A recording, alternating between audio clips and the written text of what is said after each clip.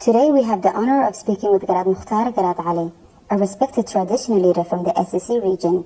Garaad Mukhtaar has deep roots in the community and has witnessed the impact of the ongoing conflict on the people of Ras Anod.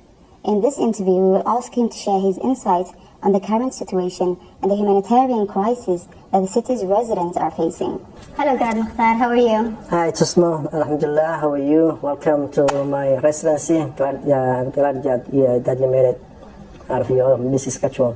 Thank you. Thank you very much. Can you provide us with an overview of the current situation in Ras Anod? The current situation in Ras Anod is just a city that has been bombarded since February 6th. And even though the level of damage and the number of casualties might be different on a daily basis, one thing is consistent.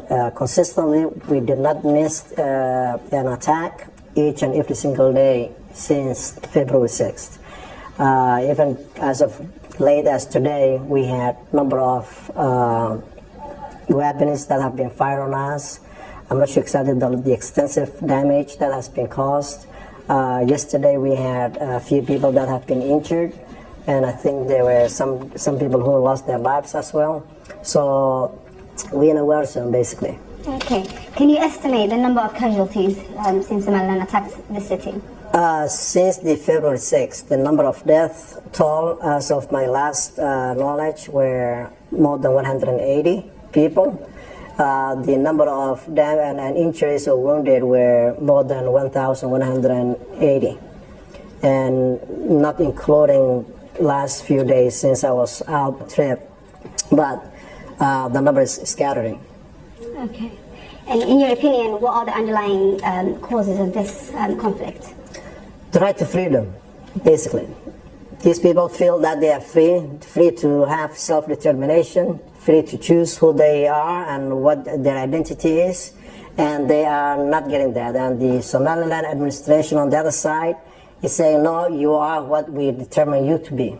And that's basically the bottom line, and that's the basis of this conflict that's been happening, where the Somaliland administration is trying to oppress and pressure and by force to make these people be what they want them to be, to give them to determine their future.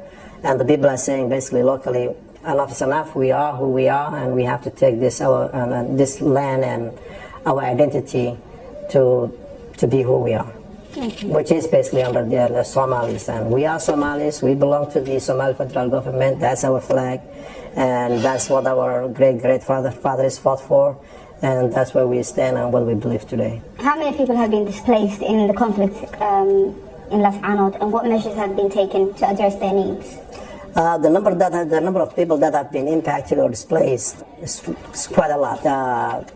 It's above 285,000.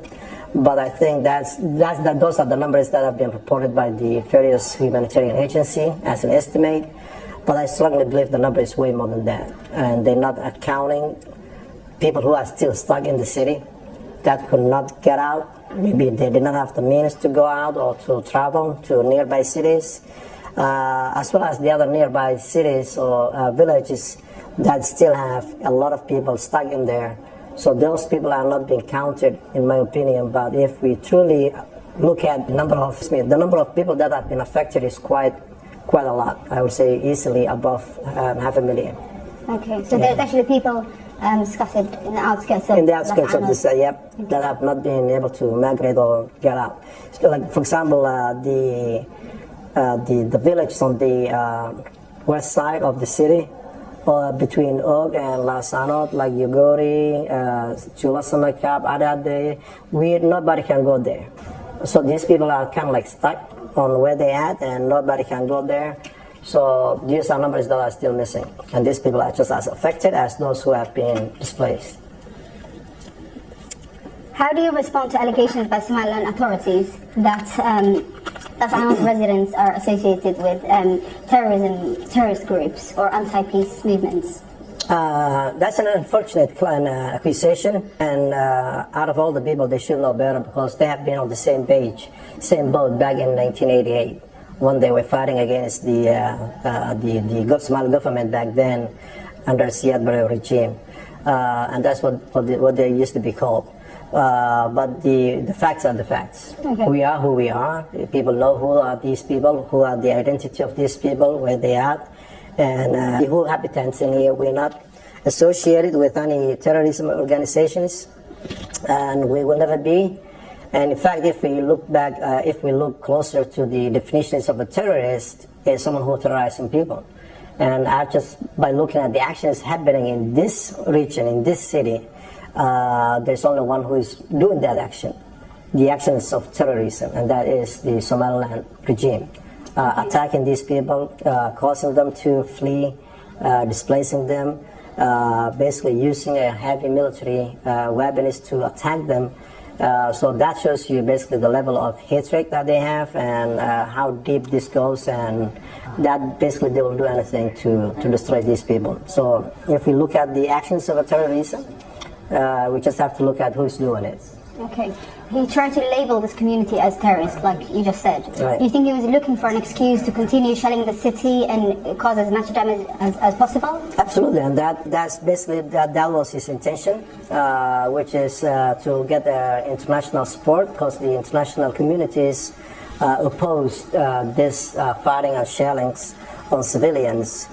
So for him to get support, that basically was his narrative to use. But unfortunately, the international communities and everyone else around the world and locally can basically see the facts and on their own, and they can make their own decisions, and just let's not go by what someone said.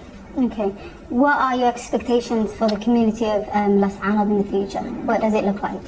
It's in a war zone at the moment, but we strongly believe that one day these people will get the freedom that they're looking for, that they will be part of Somalia and be free on their own and have their own self-determinations.